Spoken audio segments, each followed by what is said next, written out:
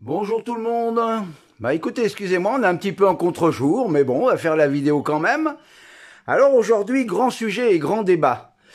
Réglage de la roue side-car. Je veux dire par là, réglage du pincement de la roue vers la moto.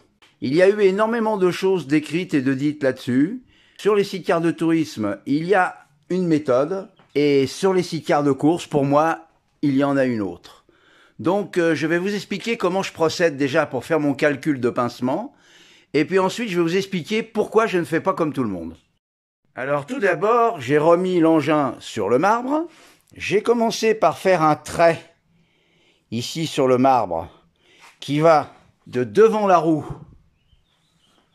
jusque, bien sûr, la roue de derrière, afin de pouvoir centrer parfaitement la partie qu'on appellera la partie moto, parfaitement centré par rapport à ce trait.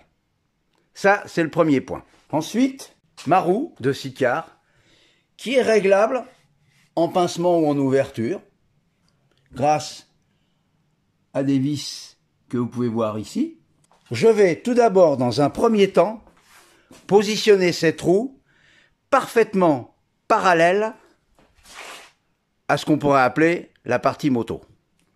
Donc, je prends une règle, je me mets sur le flanc du pneu, je veux dire plutôt sur le flanc de la jante, je mesure la distance entre mon trait sur lequel j'ai posé la partie moto, aussi bien à l'arrière qu'à l'avant, et quand mes deux mesures sont égales, bien entendu, là je suis sûr que ma roue est parfaitement parallèle à l'alignement moto. Ça, c'est le premier point. Une fois que j'ai effectué ça, je ne m'occupe plus du tout de la cote arrière, mais par contre, je ferme la roue ou ouvre la roue en fonction de la cote dont j'ai besoin, en ayant uniquement comme référence la distance sur l'avant. Alors maintenant, j'explique pourquoi moi, j'ouvre la roue et je ne la pince pas. Alors pour commencer, je vais expliquer comment fonctionne un side-car et comment surtout il est propulsé. Alors, un side-car, ça a trois roues, tout le monde le sait. Roue avant, roue arrière, roue side-car. Et la seule roue qui est motrice sur cet engin, que ce soit un engin de tourisme ou un engin de course, c'est la roue arrière. Alors, sur la route, quelques-uns ont la roue side-car qui est propulsive, mais pas tous. Par contre, en course, on n'a pas le droit d'avoir deux roues tractrices. On ne peut avoir qu'une roue tractrice, c'est-à-dire la roue arrière. Alors sur un side-car de tourisme, étant donné qu'il va y avoir un pilote qui a un moteur, qui a un réservoir, que des fois il y a pas mal de bagages dans le coffre, qui a un passager, voire peut-être un et demi parce qu'il y a un enfant et un adulte à l'intérieur, qu'est-ce qui se passe quand le side-car va démarrer? Eh bien, la roue arrière qui est sur le côté gauche, elle va propulser, mais tout le poids qui est sur le côté droit de l'ensemble, qu'est-ce qui va se passer? Au moment où ça va accélérer, ça va tirer légèrement vers l'arrière et automatiquement, le side-car, en exagérant un peu, il va se mettre en crabe. Donc, qu'est-ce qui se passe? Eh bien, dans le guidon, cela devient un petit peu sportif parce qu'il faut contrer le guidon vers la gauche parce que l'ensemble de l'attelage tire vers la droite. Et donc, la seule chose qu'on a pu trouver pour ça, eh bien, afin de renvoyer l'effort légèrement vers la roue avant, on pince la roue du side-car vers la moto, de manière à pousser de ce côté-là et essayer de minimiser la traction vers la droite. Ça, c'est pour un side-car de tourisme qui est lourdement chargé éventuellement. En ce qui concerne la course, beaucoup de mes collègues ont de tout temps pincé la roue comme on le faisait en tourisme.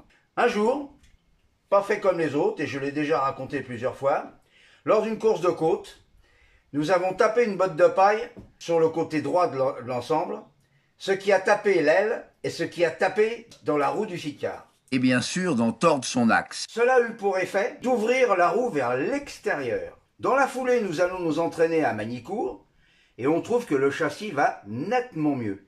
Alors, j'explique maintenant pourquoi quand on ouvre la roue du side-car, c'est plus positif que de la fermer. Première chose, quand on tombe dans un virage à gauche et qu'on a la roue pincée, qu'est-ce qui se passe?